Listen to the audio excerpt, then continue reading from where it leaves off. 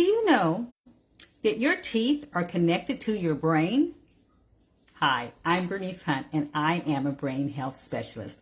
I work with women just like you who are starting to notice a few memory challenges, and I help you to stay sharp so that as you age, you can still travel, have fun with your grandkids, and experience new adventures without missing a beat. As a public school teacher for over 30 years, I don't really remember making the connection between the teeth and the brain in those really basic anatomy classes I did with my kids. Don't remember that. But it is true.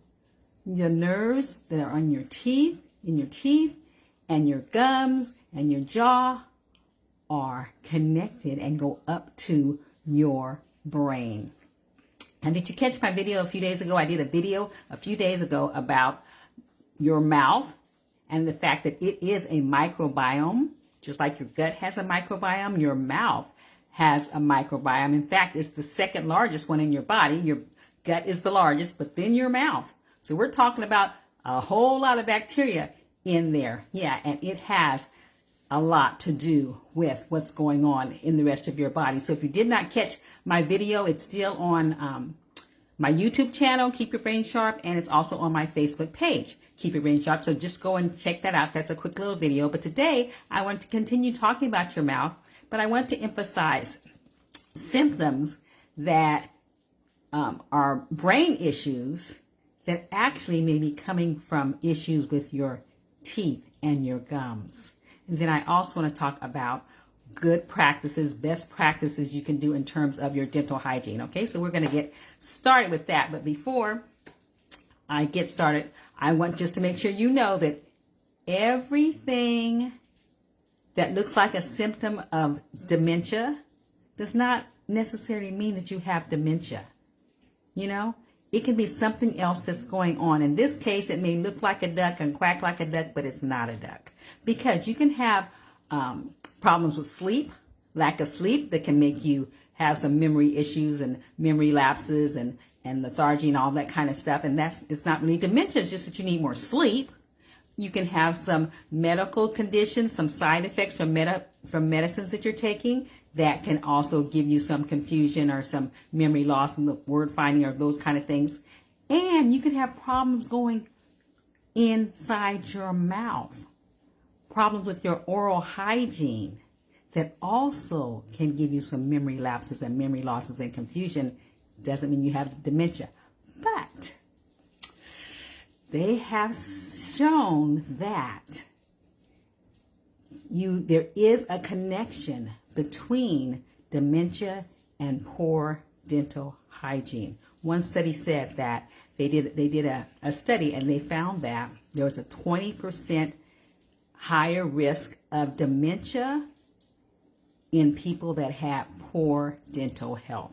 So there is a connection there. We can't ignore it, and we need to address it and nip that in the bud. The sooner you take care of your dental hygiene and continue to take good care of your oral health, the better, because there is a connection. Okay, so your mouth, like I said, has a microbiome with billions of bacteria, and there's some good, some bad, just like in your gut, some good, some bad, okay? And those have to be taken under control because the toxins that are released from those bad bacteria can reach your brain. And when they reach your brain, there can be memory loss. It can kill off some of your brain cells. Not good things can happen when you get it up into your brain. They say with dementia, regarding dementia, it may be caused in part by poor dental hygiene. They're taking a serious look at that connection. And they already know that you can get dementia at an earlier age. You can get it sooner if you have poor oral hygiene. They're making that connection so you can get it at a younger age than you would have gotten it because you have poor dental health involved as well. Okay, so that's some reasons why you should take a look at it. They also looked at losing your teeth, and they found that if you have a full set of teeth and you haven't lost hardly any teeth, you have a less risk of dementia. And if you have lost a lot of your teeth, a severe loss of teeth, it increases your risk of dementia. So there's a connection there as well. And then we go with gum disease. And once again, they see a correlation there. They have another study that they did where they looked at people with dementia, and they said that people that had gum disease had a 70% higher risk of Alzheimer's. In fact, some of the researchers were even saying that they were looking at gum disease as a catalyst for Alzheimer's. Not a good thing. They had evidence because they looked at the brain tissue of Alzheimer's patients, dead ones and living ones, they said. Alzheimer's patients, we looked at brain tissue and they saw evidence of gingivalis, which is a bacteria that causes gum disease. So the bacteria for gum disease was in their brain tissue. That's not good. Okay, so those are reasons why that we need to recognize the connection with that. And if left unchecked, that gum disease, the infection gets down in your gum and gets in your bloodstream, goes up to your brain and makes an infection in your brain. Okay, so that's a pretty serious thing. So we want to make sure that we're getting a handle on our oral hygiene, not just so that you can have strong teeth, and a pretty smile and whatever they used to tell you, but there's more to it, more involved than that. So we're going to talk about what you can do, your best practices that you can do, what you can eat and not eat, and your cleaning practices that you should make it fit into your routine. Okay, so in terms of what you should eat, that will help your teeth and therefore help protect your brain. Crunchy veggies. Yeah, crunchy veggies. Now, I remember my mom used to always get crunchy veggies and talk about they would clean your teeth. And that's true. They do clean your teeth. But it goes further than that because the crunchy vegetables like, carrots and raw broccoli and celery, they do scrape that teeth. But they also stimulate saliva in your mouth. And that production of saliva helps wash out that bacteria that's in your mouth. And they say if it goes down and goes down your stomach, there's a stomach acids down there that they say will neutralize that bacteria. And so you want to wash that stuff out of your mouth. You don't want it to linger and sit in your mouth. So eating crunchy vegetables will help you with that. Also probiotics. There we go again. Probiotics, because we said it's a microbiome there, right? With good and bad. You want more good. You want the good controlling things. So you have to replenish the good with probiotic foods. And so eat probiotic foods to be good for your microbiome that's in your mouth as well. And then also omega-3s and green tea help reduce your risk of gum disease. So if you're not drinking green tea, you may want to think about drinking green tea. And of course, you want to be taking omega-3s either in supplement form or in your foods or both, that it also helps you reduce gum disease. So those are some things you should be eating regarding that. Now, what should you not be eating? I really don't need to tell you about what you should not be eating because you know what you should not be eating. We learned all our life what we should not be eating is bad for our teeth and our gums and all those things, all that sugary stuff, all that sticky stuff. You should not be eating a bunch of dried fruit, too much sugar. Eat that in moderation.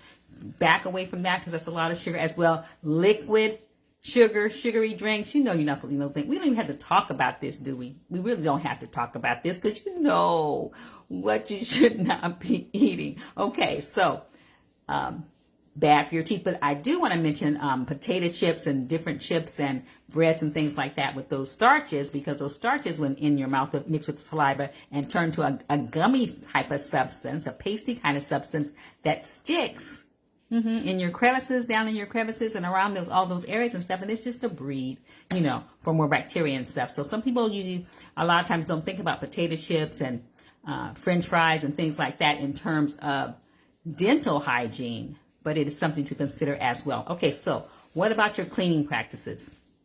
Y'all know about brushing and flossing, right? We hear that all our life about brushing and flossing. But I found something interesting about that because, you know that you're supposed to brush in every morning, of course. And they also recommend that you brush before you go to bed. Now, truth be told, if I'm going to be truthful, I don't always do that. before I go to bed. You know, some days are better than others. Sometimes I'm on it. Sometimes I'm not on it. Sometimes I'm too tired, whatever. But when I read this, I said, you know what?